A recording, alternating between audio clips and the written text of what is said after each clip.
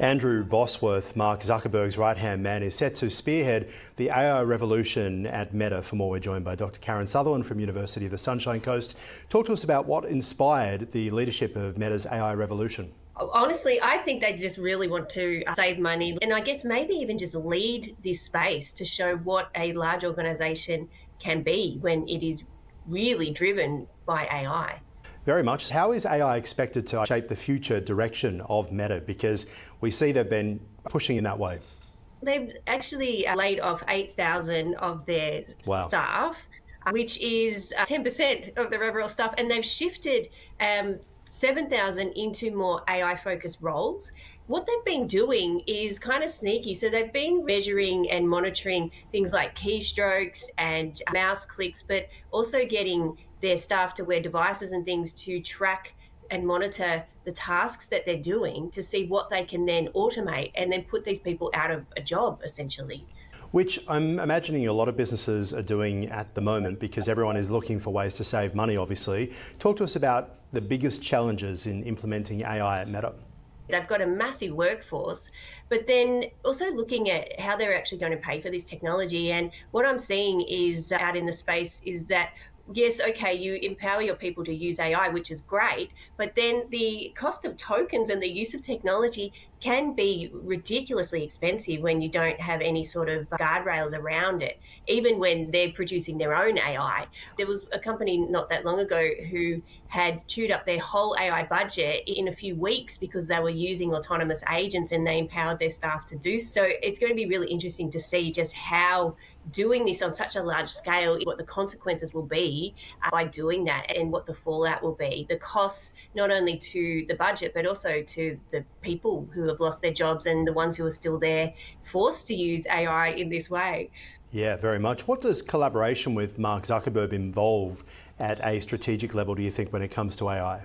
That's a very good question. I think he's always trying to lead the way. We saw it with things like the metaverse and things like that. So I would wonder if he's actually being really strategic or he's being maybe a bit extreme with what they're doing at this point in time.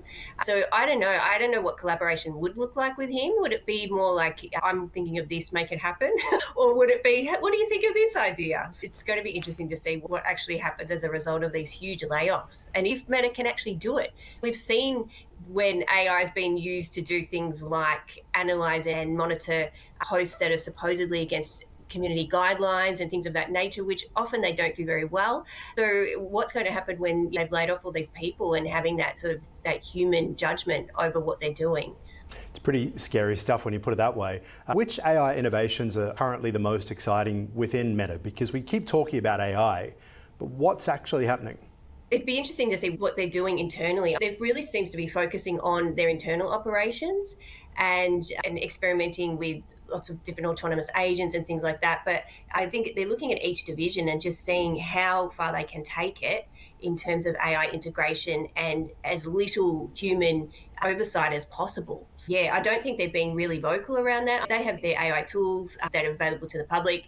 They've partnered with or purchased Manus, which is an AI agent. So how they're going to integrate those technologies is still happening and unfolding. So yeah, I think it's a watch this space sort of scenario, which is AI in general, I think. Yeah, I think you're right there. Talk to us about the ethical considerations being addressed in all of this AI development, because we see job cuts, we see the idea of watching what employees are doing and then making a decision about their future. Talk to us about the ethics of all of this, and is it being taken into consideration? It doesn't seem to be. In this case, imagine being asked to wear something like a wearable that, knowing that what you're doing on your computer is being tracked to the degree to essentially put yourself out of a job.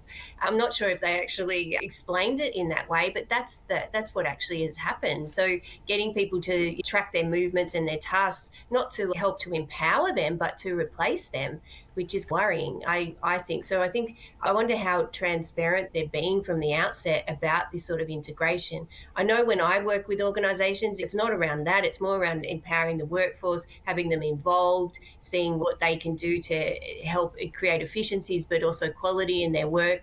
And it's not really about them losing their job. It's about helping them to do their jobs better.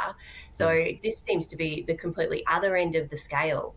All right, businesses using AI-generated images of the Prime Minister Anthony Albanese to criticise his new capital gains tax reforms have been warned of potential legal repercussions. This is an interesting one. We've been watching a lot of anger after the budget from business and others. What are the main legal risks for businesses using AI-generated images of public figures? Apparently, actually doing that in itself is not illegal, but it's how you're doing it. So if you're using an AI generated image of someone who actually exists and you are stating that they're officially partnering with you or they're supporting you or actually just showing them in something that's not true, that is against the law. You need to make it very clear that it is satire, and if you are open with the way that you are disclosing that you're using AI, that's okay. But as long as you make sure that it is clearly satire. I saw a post on LinkedIn yesterday and I hadn't seen this trend yet. And then I'm reading it and then I got it once I read the caption. But when I first saw it, I was like, oh, what? And it wasn't really disclosed there until I read the captions. If you're doing that sort of stuff, I know Nano Banana has that little star, that little sparkle that shows that it is AI generated. So making sure that you have that visible so people know the difference will protect you if you want to do that sort of stuff. Yeah, it's really funny. I don't know about you. My social media now is full of politicians. It could be Pauline Hanson. It could be the President of the United States, Donald Trump. Is there an aspect that when you're a public figure who's voted for, you're fair game? Or does it come into that concern about the concept of image rights? I honestly think that the law is yet to catch up over it because copyright and AI images and things like that, there's still a lot of speculation around that, and the law is really unclear about that. But it's not really about the image itself, it's the way it's being used. So if you're using it in a way to try and trick people or deceive them, then that's the issue. Yeah, that's a good way of putting it as well. And the intent behind using the AI images too is pretty significant. We're seeing public figures like David Koch, who suddenly appears in your Facebook spruiking some product. And that is where there have been issues. But even then, the platforms have struggled to keep up with taking them down.